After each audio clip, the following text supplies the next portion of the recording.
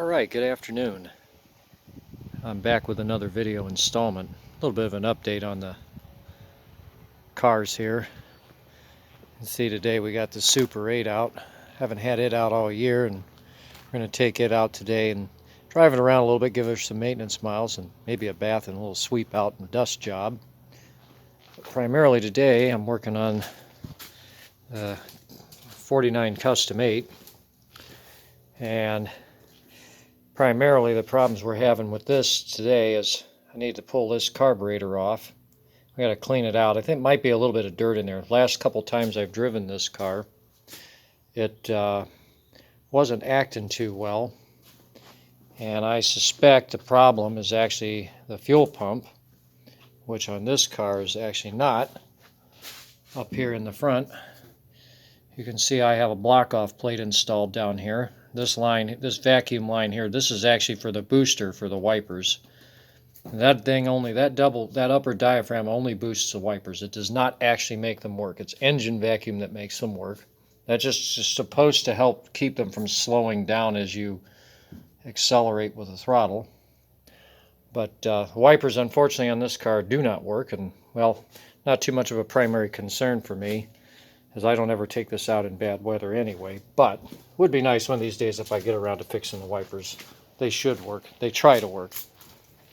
But anyway, I suspect my problems is be driving around, and it'd only have about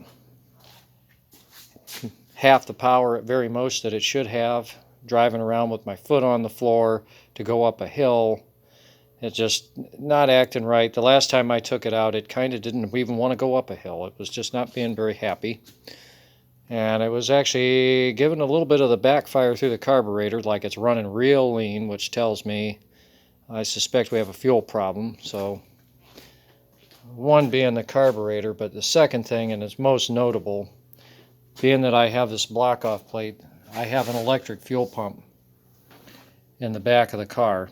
The mechanical pump is gone. I took that out of the equation long ago for a few reasons.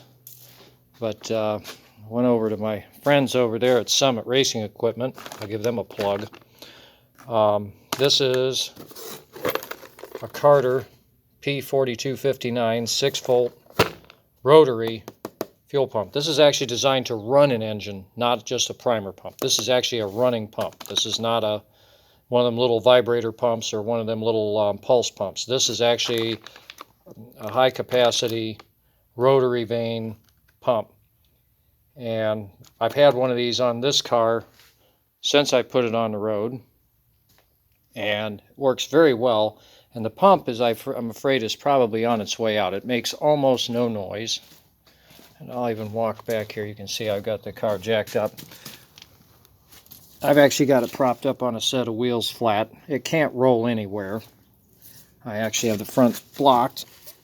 But the fuel pump, if you can see it on camera, and I'm pretty sure you can see that it's mounted up inside the frame.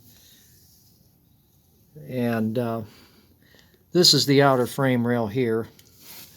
This is the inside X rail here. And as you can see, I actually have the pump mounted. It's going to be hard to get this on camera. There we go. Getting this on camera is not easy, but you can see I actually have it mounted to the inside of the X. It's actually in a very highly protected place in case of an accident, or if I was to go off the road or something. It's in a very protected place. I've also took the liberty, originally the fuel lines on these Packards are mounted on the outside of the frame rail. I've relocated that inside the frame rail and buried it up inside where it's actually protected and can't get torn off.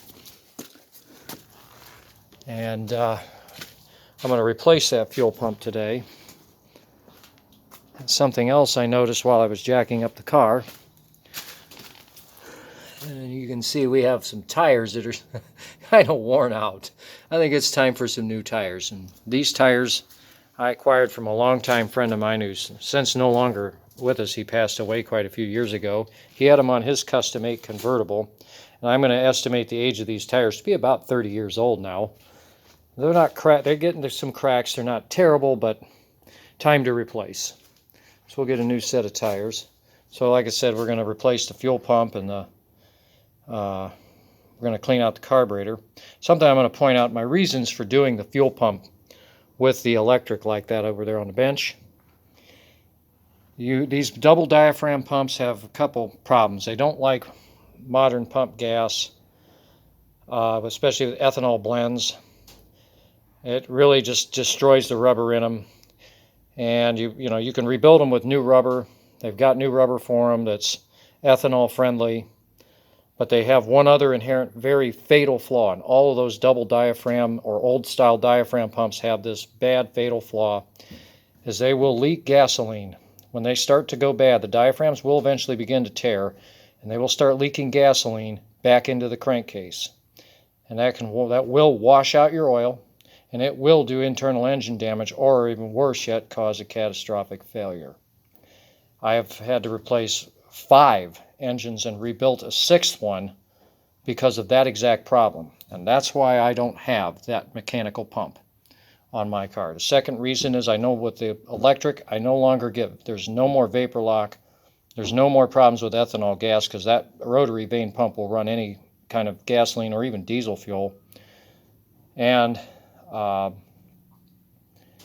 third, I no longer get the chance of washing my oil out with gasoline from those mechanical pumps. And somebody asked me, what does it cost to replace one of these engines when a rod has gone through the block?